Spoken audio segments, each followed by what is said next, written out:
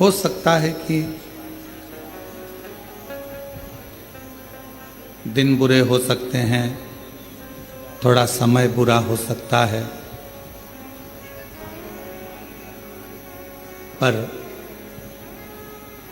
जिंदगी कभी बुरी नहीं होती, क्योंकि वो जिंदगी परमात्मा की दी हुई है।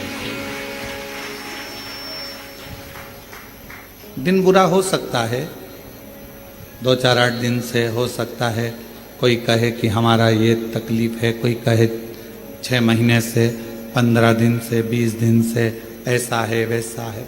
दिन बुरा हो सकता है, थोड़ा समय भी बुरा हो सकता है, पर जिंदगी कभी बुरी नहीं होती। उसने आपको और हमको यदि पृथ्वी पर भेजा है तो कुछ सोच समझ कर ही भेजा हो। मां के गर्भ से बच्चा जन्म लेता है, जब माता पिता दोनों विचार करते हैं कि अपने घर में संतान होना चाहिए, औलाद होना चाहिए, ये विचार कब आता है? जब वो दोनों अपनी बुद्धि से ये सोच लेते हैं कि हाँ, अपने पास में इतना आवक है, अपने बच्चों को अपन पाल लेंगे, अपने पास में इतना घर है, परिवार है, मम्मी पापा हैं, सब लोग मिलकर बच्चे की परवरिश कर लेंगे। माँ को लगने लगता है कि मैं इस बच्चे को संभाल सकती हूँ, तब वो संतान को जन्म देने के लिए तैयार रहती है। अर्थात पहले माता पिता ने विचार कर लिया कि हम औलाद को जन्म देंगे, वो औलाद को संभाल पाएंगे कि नहीं संभाल पाएंगे। जिस औलाद को हम ला रहे हैं उसको हमें एजुकेशन भी देना पड़ेगा, चिकित्सा भी देना पड़ेगा, पढ़ेगा लिखेगा, कॉलेज जाएगा, आने वाले समय में गाड़ी भी देना पड़ेगी, मोबाइल भी देना पड़ेगा, घर भी देना पड़ेगा, उसकी शादी भी करना पड़ेगी और उसका व्यापार भी खुलाना पड़ेगा। हर माँ बाप ये सोच लेते हैं, बच्चे को जन्म दिया है तो उसके लिए सोचा है। अब जैसे माता पिता अपने बच्चे के लिए सोचते हैं कि इसको जन्म दिया है तो इसके लिए सब व्यवस्था करना पड़ेगी, उसी तरह जब हम पृथ्वी पर आते हैं, हमारा जन्म होता है, हम माँ के गर्भ में नहीं आते, उससे पहले परमात्मा भेजने से पहले हमारी पूरी व्यवस्था पृथ्वी पर करा देता है कि इसको मृत्यु लोक में भेजा है तो व्यवस्था करना है। अब उसमें दिन थोड़े से बेकार हो सकते हैं कि कभी कभी ऐसा हो जाता है कि 2-4 महीने से, 4 साल से, 3 साल से, 6 साल से हमारे अच्छे दिन नहीं चल रहा है, कोई कहता है 2 महीने से अच्छे दिन बेकार हो सकते हैं, कुछ घंटे कुछ समय बेकार हो सकते हैं, पर शिव महापुराण की कथा कहती है जिंदगी कभी बेकार नहीं होती। बड़ी मुश्किल से तुम मिली है और परमात्मा ने जो जिंदगी दी है वो कभी बेकार नहीं है। दिन निकल जाएंगे, समय निकल जाएगा, अगर अच्छी जिंदगी परमात्मा ने दी है और तुमने लगन से मेहनत और कर्म करा है तो फिर अच्छा समय आएगा और अच्छी जिंदगी के आनंद में फिर अच्छे दिन हमारे सामने प्रस्तुत। आप कभी इस जिंदगी से हताश मत होइए। आप कभी ये मत सोचिए कि हमारी जिंदगी बेकार, ना ना ना, बहुत अच्छी है। और तेरा ही दिया मैंने खाया पिया है, तेरा शुक्रिया है, तेरा शुक्रिया है। मुझे भोले बाबा ने बहुत दे दिया है, मुझे भोले बाबा ने बहुत दे दिया है, तेरा शुक्रिया है, तेरा शुक्रिया। ये जायदाद दी है, औलाद दी है, ये जायदाद दी है, मुसीबत में हर वक्त इमदाद दी है, मुसीबत में हर वक्त इमदाद दी है। तेरा ही दिया मैंने खाया पिया है, तेरा शुक्रिया है, तेरा शुक्रिया। कभी कभी समय विपरीत हो सकता है, पर उस विपरीत समय में भी घबराना नहीं है। कभी कभी विपरीत समय भी हमारा अच्छा समय लाकर रख देता है। कभी गलत समय भी हमें अच्छी जगह पर ले जाकर छोड़ देता है। कैसे? हनुमान जी महाराज का एक चरित्र स्मरण करिएगा।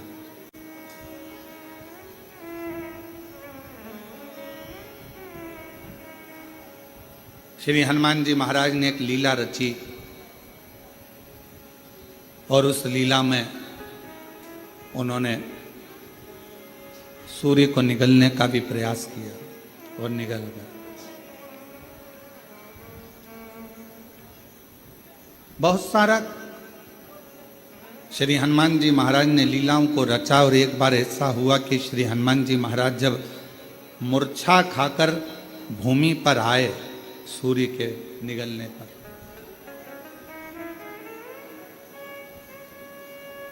सारे देवता एकत्रित हो गए और देवताओं ने श्री हनुमान जी महाराज मूर्छा खाकर गिरे और देवताओं ने उन्हें वर देना प्रारंभ करा।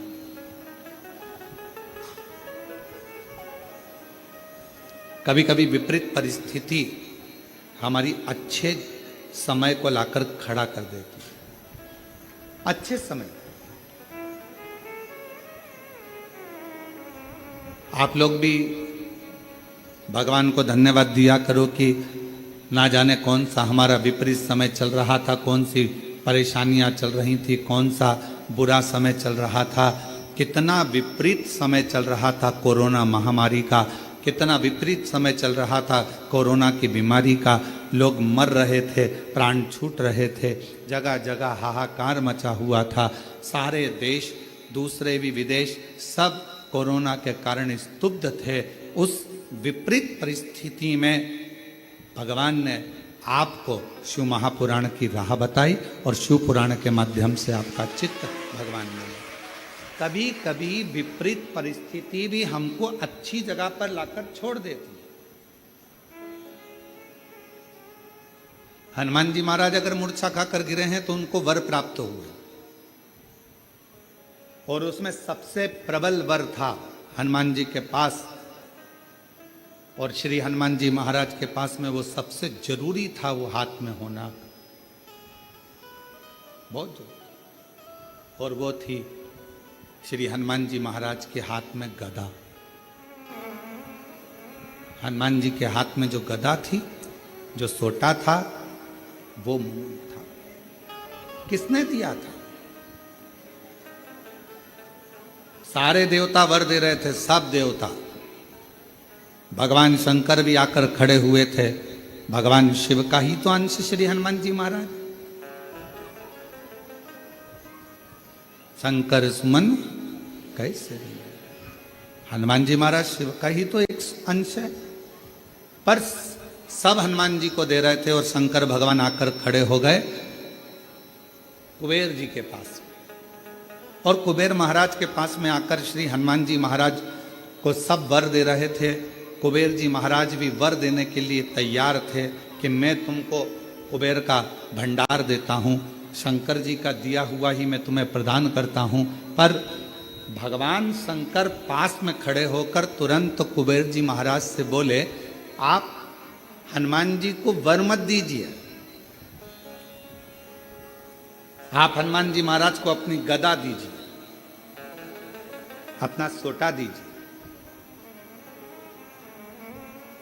कुबेर जी ने भगवान शिव जी से कहा, प्रभु सब आपका है, सब आपका।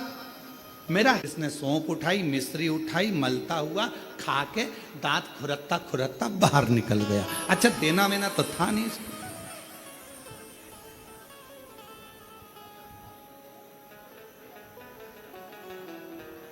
क्यों रे आशीष सही है? अब इसको देना वेना तो है नहीं। अब वो तो सौंफ और मिश्री खा के दांत खुरकता खुरकता बाद में। दो तरह के दोस्त हैं, एक खाते खाते टेबल पर से उठा जाकर पैसे कटवा दिए, और दूसरा वो अरे रुक तो सरी, अरे इतना देने वाला होता तो पहले ही चले जाता, और वहां जाकर काउंटर में नाटक कर रहा है, मैं दे दूंगा मैं दे दूंगा मैं दे दूंगा। बहुत मुश्किल है ये कहना मैं बैठा तो हूँ, क्यों चिंता करते हो? कई बार भंडारे होते हैं, बड़े बड़े आयोजन होते हैं, तो उसमें पीछे से कोई व्यक्ति बहुत चतुर होता है तो कह देता चिंता मत करो, तुम तो बहुत अच्छे से करो, बाद में मैं निपट लूंगा, मैं सब व्यवस्था कर दूंगा, सब व्यवस्था। क्योंकि उसको मालूम है कि भगवान का कोई भी कार्यक्रम छोटा मोटा होता ही नहीं है, और तुझसे क्या मांगेंगे, भगवान ही इतनी पूर्ति कर देता है कि तुझसे मांगने की जरूरत ही नहीं पड़ती है। दो मित्र हैं, एक जेब में हाथ डालता है पर देता नहीं है, और दूसरा वो है जो तुरंत निकाल कर दे देता है। तो मेरे शंकर भगवान वो मित्र हैं जो एक सेकंड की देरी नहीं लगाते। तुम शंकर जी के मंदिर पर जाने से पहले अपने घर का दरवाजा छोड़कर लोटा लेकर, जब तुम अपने घर में पानी का लोटा उठाते हो, भरते हो, बाहर निकलते हो, तुम्हें लगता है कि तुम शंकर जी के मंदिर में शंकर जी को जल चढ़ा रहे हो, उस समय पर शंकर भगवान तुम्हारे घर में आ जाते हैं तुम्हारा भंडार भरने के लिए। शिव जी जेब में हाथ नहीं डालते, शंकर भगवान तो उठाया और दे दिया।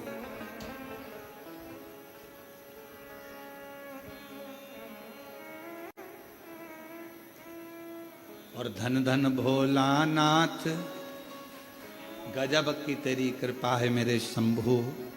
तू खजाने लुटाता है तो ऐसे लुटाता है कि जेब में हाथ डालने की जरूरत ही नहीं पड़ती। एक माता, पिता, सच्चा गुरु और मेरा शिव अपनी जेब में हाथ नहीं डालता। माँ जहां बैठी होगी और बेटे ने कहा मम्मी देना जरा 5 रुपए, और मम्मी ने गद्दा थोड़ा सा ऊंचा करा, ये माँ पर्स मर्स नहीं खोलती, तुरंत उसने कहा मम्मी मेरे को 5 रुपए दे देना। इतने देर में तो मम्मी ने चल जा। बच्चे ने मन में सोचा कहां कहां रखती है मेरी मम्मी पैसा, इधर उधर। माँ जेब में हाथ नहीं डालती, तुरंत निकाल कर देती। पापा पापा मुझे ये चाहिए, तुरंत उन्होंने निकाला अपने पास।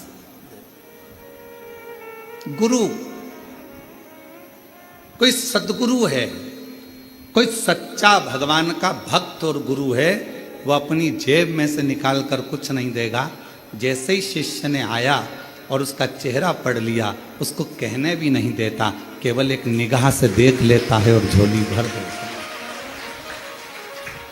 अपने हाथ से निकाल कर गुरु कभी तुम्हें नहीं देगा, अपने पास का निकाल कर गुरु कभी नहीं देगा, क्योंकि गुरु आपको भिखारी जैसा नहीं देखना चाहता, गुरु आपको राजसी ठाट में देखना चाहता है। वो निकाल कर नहीं देगा, वो अपनी कृपा की दृष्टि करेगा, वो अपनी दया की दृष्टि करेगा, वो शिव दृष्टि करेगा। और जब अपने शिष्य को गुरु देख लेगा, उतनी देर में बस विचार कर लेगा जी यहाँ से जाएगा, इसको मिल जाएगा, मैं दूंगा तो इसको लगेगा कि मैं क्या भिखारी हूँ, मैं मांगने वाला हूँ। और आज अगर मैंने भिखारी बना दिया तो सेठ कब बनेगा, इसलिए इसको सेठ बनाना है, तो ये जाएगा और इसको अपने आप इसकी मेहनत से मिल जाएगा। वो गुरु। शिव भी, मेरे शंकर भगवान अपनी जेब नहीं रखते। मेरे शंकर भगवान अपने पास में दौलत धन बहुत सारी जेब नहीं रखते। कोई आया, उसने तो तुरंत शीश नवाया, शिव जी की चढ़ी हुई भस्म उसके मस्तक पर लग गई, और चपटी भभूत में है खजाना कुबेर। अब जो भभूत चढ़ी हुई है वो कुबेर का भंडार भरने वाला, कुबेर का खजाना, हाथ ना लगाने वाला। महाराज शिव कथा कह रही है, भगवान शंकर का चरित्र कह रहा है। भगवान शिव जी मेरे ओघड़दानी कुबेर जी के पास जाकर खड़े हो गए और कुबेर जी से कहा, देव वरदान मत दो, वरदान मत दीजिए। तो क्या देना है? शंकर भगवान ने कहा, तुम्हारे पास में जो कुमोद की गदा रखी हुई है, जो तुम्हारे पास में कुमोद की रखी हुई है, जो गदा रखी हुई है, वो गदा तुम हनुमान जी को दीजिए। हनुमान जी की गदा का नाम क्या था? जम के बोलो, कुमोद की। सब लोग बोलो साथ में, कुमोद की। आखिरी में का शब्द पर ई की मात्रा, कुमोद की। ये श्री हनुमान जी की गदा का नाम, जो स्वयं भगवान विष्णु का ही एक स्वरूप है, भगवान नारायण का ही एक स्वरूप, कुमोद की।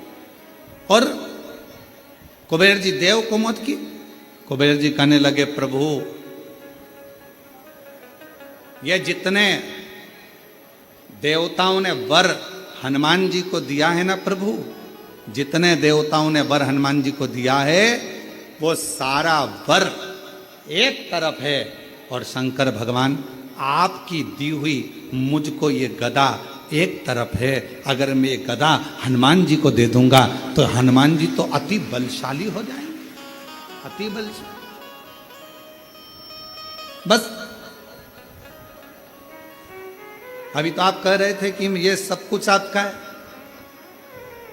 आपको देना चाहिए। तब श्री कुबेर जी महाराज ने भगवान शंकर के कहने पर शिव जी की दी हुई कुमोद की गदा श्री हनुमान जी महाराज को दे दी।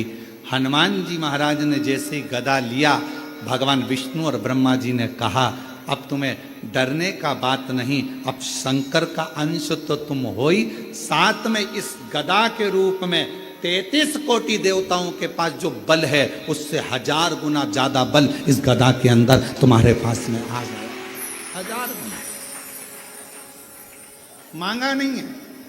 मेरे ओगरदानी ने, मेरे शंभू ने, मेरे शंकर भगवान ने किसी से मांगा नहीं। मेरे शंकर भगवान ने, हनुमान जी ने भी किसी से मांगा नहीं। बस उनको वर की वर प्राप्त हो गया। तेरे मंदिर में आना मेरा काम है और मेरी बिगड़ी बनाना तेरा।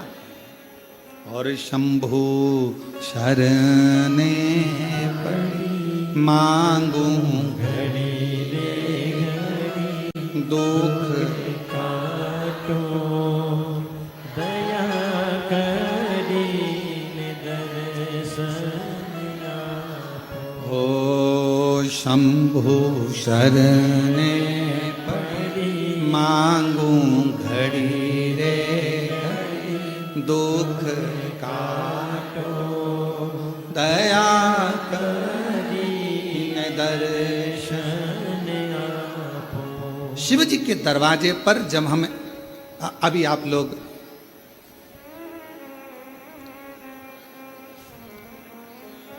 भगवान शिव की पवित्र कावड़ को लेकर आ रहे हैं,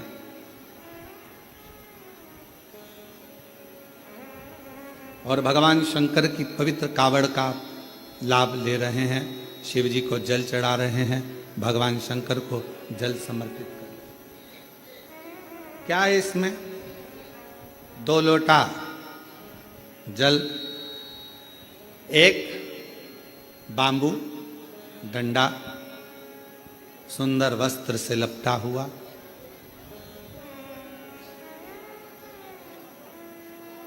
कभी विचार करिए, एक कथा बहुत पहले कही थी।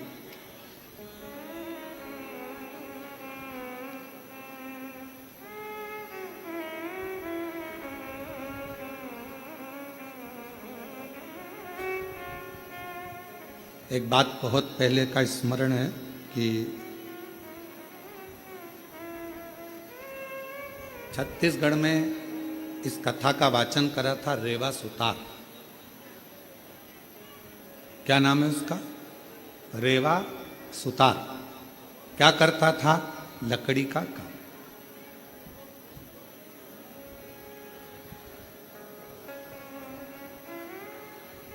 अब रेवा सुतार लकड़ी के कार्य को करता, दूसरे का मकान बनाता, पर खुद का जो मकान था वो टूटा हुआ झोपड़ा था। पत्र पड़े हुए थे उस पर, पत्ते। और वो पत्र उस पर पड़े।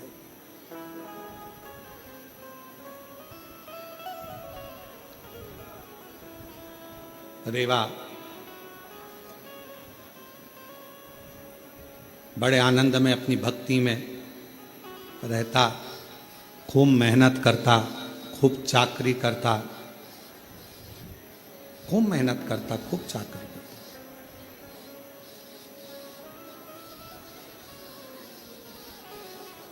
शिव महापुराण भगवान शिव का पवित्र चरित्र कहता है कि अगर ये मानव की देह मिली है तो मेहनत में पीछे मत हटो।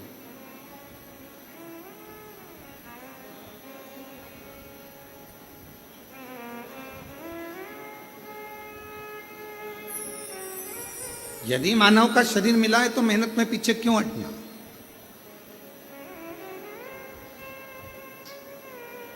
हिम्मत करे तो 11 किलोमीटर दूर से कावड़ भरकर कुबरेश्वर धाम तक आ गए। हिम्मत करी तो आए ना, हिम्मत ही नहीं करते, अरे मेरे से तो चलते नहीं बनेगा, मेरे से तो नहीं बनेगा, मेरे से तो नहीं बनेगा। पहले ही अंदर से अगर टूट जाओगे तो फिर कुबरेश्वर धाम तक आ पाओगे? जम के बोलो जरा, नहीं ना। हिम्मत करी, चलते जाओ। बोल बम, बोल बम, बोल बम, बोल बम, बोल बम, बोल बम, बोल बम। और चलते चलते चलते चलते चलते चलते चलते आधे रास्ते पहुंच गए। आधे रास्ते पहुंचने के बाद भी मन में ऐसा आ रहा है आगे चलूं कि ना चलूं। अब फिर मन में आया 2 किलोमीटर और बचा है, थोड़ा सा हिम्मत और करती है। और बोल बम, बोल बम, बोल बम, बोल बम। और चलते चलते चलते चलते आखिरी में कुबरेश्वर बाबा के धाम में बाबा ने बोला हिम्मत करी। अब जरा विचार करिए कि तुम्हारे हिम्मत करने से, मन को मजबूत करने से और अपने विश्वास को पक्का करने से जब तुम कुबरेश्वर बाबा के धाम तक आ सकते हो तो तुम्हारी मेहनत से, तुम्हारे परिश्रम से, तुम्हारे अच्छे कर्म से तुम जो चाहते हो जिंदगी में वो लक्ष्य तक पहुंच भी सकते हो। अपना लक्ष्य कौन चढ़ाता है? शिव महापुराण की कथा में रेवा सुतार की कथा कहती है कि कावड़ यात्रा में पांव नहीं चलते, कावड़ यात्रा में कदम नहीं चलते। याद रखना, कोई तुमसे कहे कि पांव से चलकर गया, कदम से चलकर गया, शिव महापुराण की कथा कहती है कावड़ यात्रा में भगवान शंकर का 2 लोटा जल ले जाने में कभी भी कदम नहीं चलते, पांव नहीं चलते। तो क्या चलता है? शिव महापुराण की कथा कहती है आपका विश्वास और भरोसा चलता है, आपका विश्वास चलता है। मैं जाऊंगी मेरे भोले बाबा के पास में और उनसे जाकर अपने दिल का भाव कहूंगी, मेरा बाबा स्वीकार कर, मेरा बाबा स्वीकार। पांव नहीं चल रहे हैं, कदम नहीं चल रहे हैं, चल रहा है आपका विश्वास, चल रहा है आपकी दृढ़ता, चल रही है आपका भरोसा।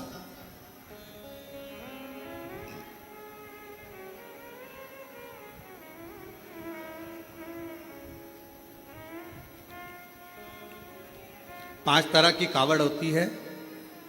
5 तरह की कावड़ में पहली कावड़ होती है एक सामान्यता में, आनंद में, अलमस्त कंधा पर कावड़ का जल लिया 2 लोटा, भगवान का भजन करते करते आराम से चल रहे हो, जल आराम से कहीं डाली पर, कोई ऊंचे स्थान पर कहीं रख कर विश्राम भी कर लिया, रास्ते में कुछ खा भी लिया, पानी भी पिया, अलमस्त होकर चलते चलते शिव नाम लेते लेते बोल बम, बोल बम, बोल बम चलते। सामान्य कावड़।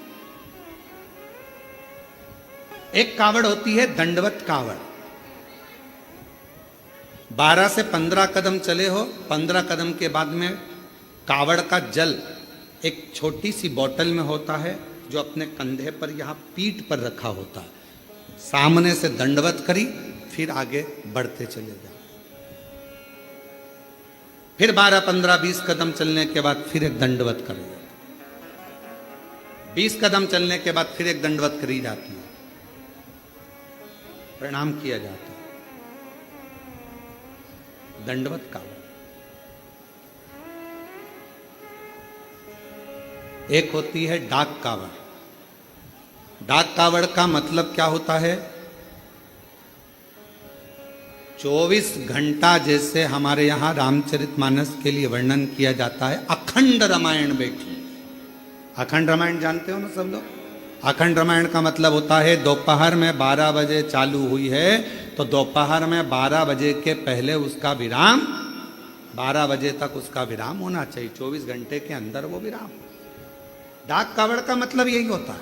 इस कावड़ को जहां से भरा जाता है वहां से लेकर 24 घंटे के अंदर जहां जाना है मंजिल पर, जिस मंदिर तक, जिस देवालय तक, शिवालय तक जाना है, 24 घंटे के अंदर वो पहुंचना चाहिए।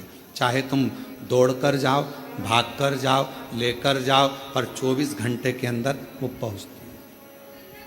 और एक होती है खड़ी कावड़। खड़ी कावड़ किसको कहते हैं?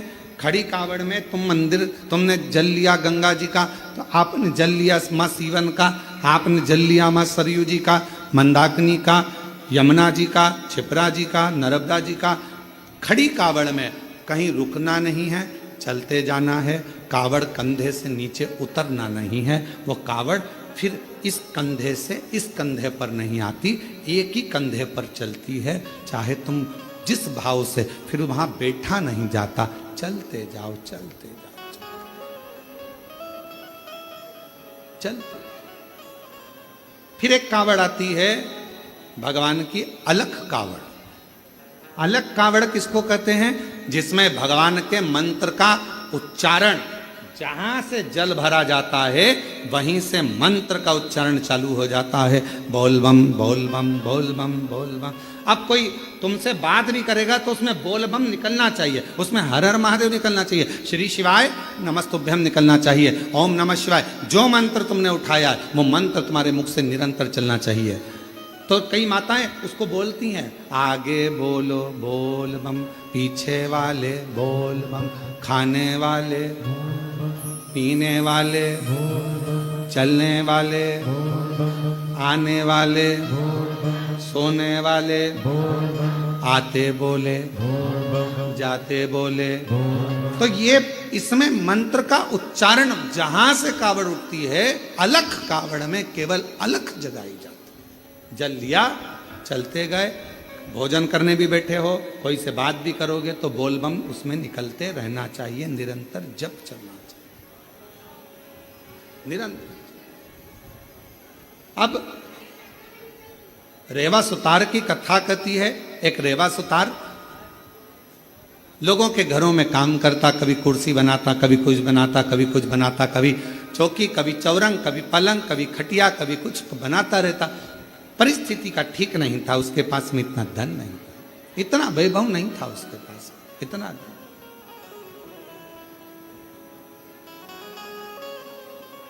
चले जा रहा, एक दिन निकल गया, 2 दिन निकल गया, 4 दिन निकल गए, घर में अन्न का दाना नहीं पहुंचा रेवा सुतार के। रेवा सुतार के यहां जब अन्न का दाना नहीं पहुंचा, बहुत दुखी था।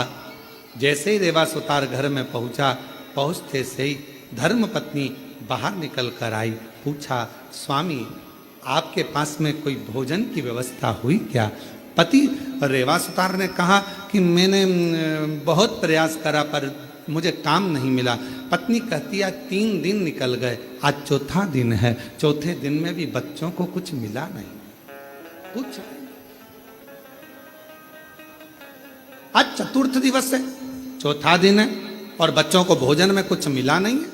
रेवा सुतार की आंख से जल बह रहा था, आंखों से जल।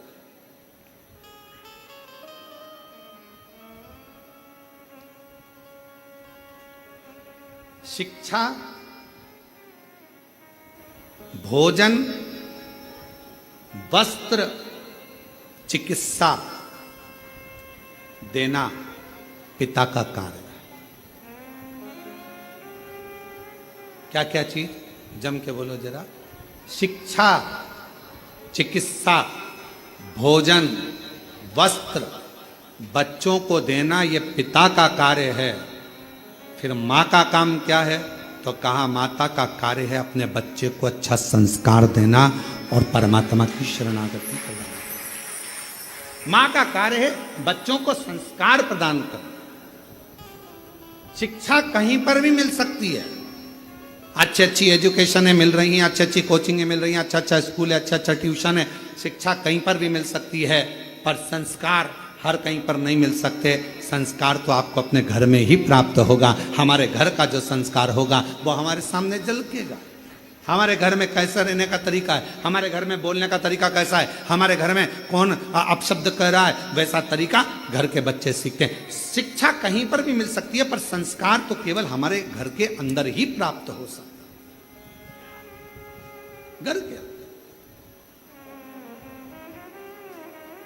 अब रेवा सुतार की पत्नी ने कहा कि बच्चे 3 दिन के भूखे हैं, 2 भोजन नहीं मिल पा रहा है, आप कृपा करिए। इतने में तुरंत धर्मपत्नी ने जैसे ही सुना, पत्नी ने कहा, पति की आंख से आंसू बहने लगे, मेरे बच्चे भूखे हैं, मैं वापिस जाता हूँ। रेवा सुतार फिर निकल गया और जैसे ही रेवा सुतार आज जा रहा था, जाते जाते रेवा सुतार पहुँचते पहुँचते कहीं से आवाज़ लग जाए, कहीं से कोई बोल दे, हमारे घर का ये काम है सुतार तुम कर दोगे, थोड़ा सा हम तुम्हें भाग दे देंगे। कोई की आवाज़ नहीं आई, कोई की आवाज़, कोई नहीं। तब श्रावण का महीना था, शिव भक्त कावड़ लेकर जा रहे थे। कावड़ उठाने वाले भक्त का जो बांबू था, डंडा था, कावड़ के वजन से वो बीच में से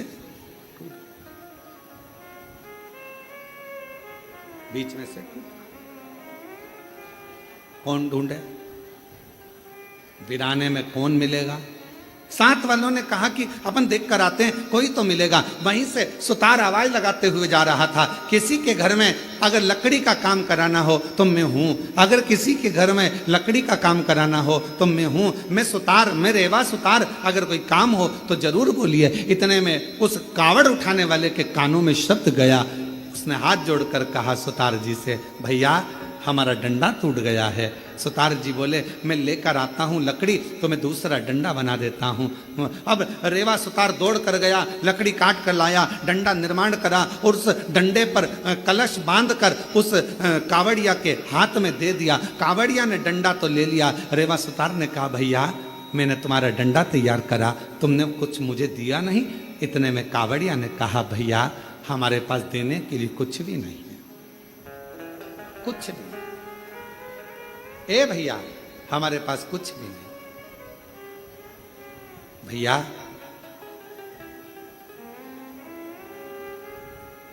हम जल लेकर चले थे ना, वहां से हमारे पास में जो भी था सब छूट गया, हमारे पास कुछ नहीं। ए भैया, रेवा सुतार की आंख में से जल बहने लगा।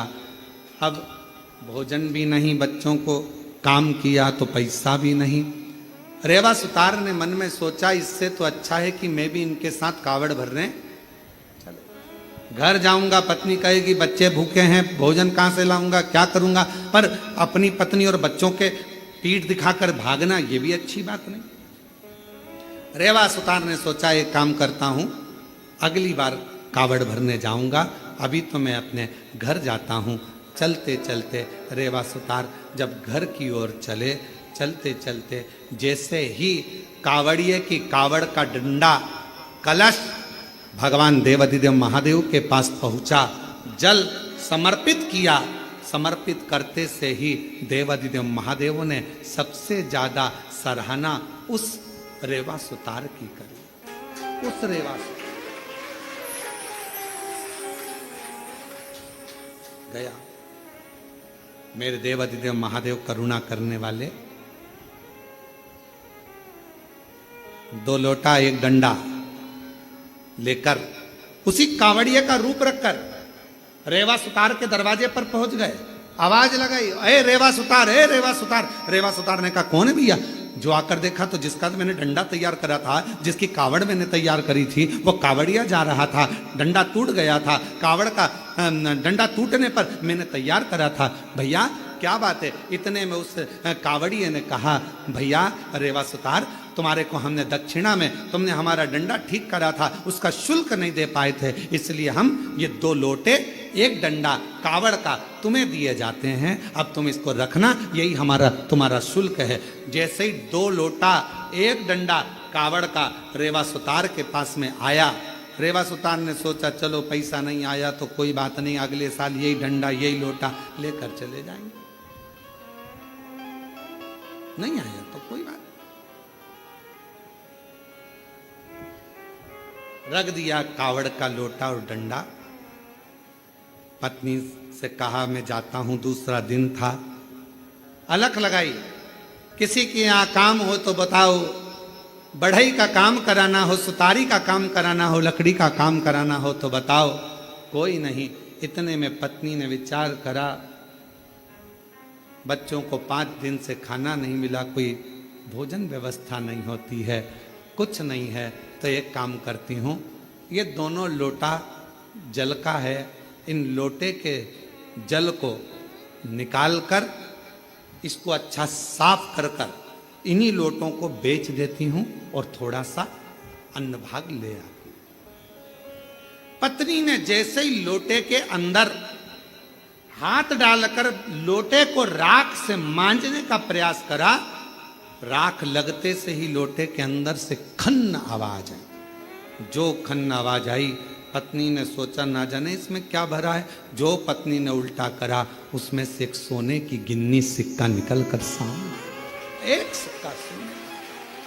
पत्नी ने सिक्का देखा, दौड़ती दौड़ती पल्लू में बांध कर रेवा सुतार के पास गई। तुम जो लोटा लेकर आए थे, ना जाने किसने क्या दे दिया था, उसमें सोने का सिक्का है, चलकर देखो। पति ने जाकर जो देखा सोने का सिक्का, ना जाने बेचारा किसका रह गया, जाकर देता हूँ। सिक्का लेकर दौड़ पड़े। दूसरा दिन फिर आया, पत्नी ने फिर लोटे को मांजने का प्रयास करा, सोने का सिक्का फिर गिर जाता। फिर पत्नी उस सिक्के को लेकर जाती, पति उस सोने के सिक्के को ढूंढता उस कावड़िया को देने के लिए, पर उसको क्या मालूम कि वो कावड़िया नहीं था, मेरा महादेव स्वयं कावड़िया बनकर आया था, जो देखकर चले गया।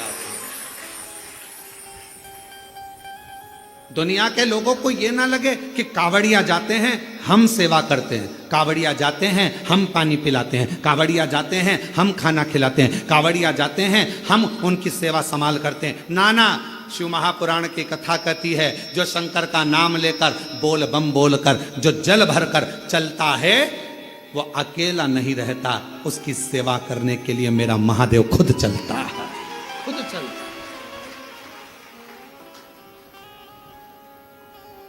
रेवा सुतार धनपति, वैभवपति, सत्तापति, करोड़पति बन गया। कावड़ लेकर शिव के मंदिर जाता रहा, हर वर्ष जाता रहा, हर वर्ष। मेरी जीजियों, मेरे जीजाओं, बेटियों, बेटाओं, मेरी माताओं, मेरे भाई, कुबेरेश्वर बाबा की कावड़ भरना तो बाबा से ये मत कहना कि एक बार भरने आई हूं। बाबा इतना भंडार भरना, हर साल सावन के महीने में कुबेरेश्वर धाम आऊं और कावड़ भरकर, हर साल आऊं, हर वर्ष तेरे दरवाजे पर, ऐसी कृपा। और तेरा ही दिया मैंने खाया पिया, तेरा शुक्रिया है, तेरा शुक्रिया है। मुझे भोले बाबा ने बहुत दे दिया है, तेरा शुक्रिया है, तेरा शुक्रिया। अगर शिव कृपा करे तो बाबा से कहना, बाबा तू सेठ बनकर रहना और मैं तेरा चाकर बनकर, मैं तेरा चाकर।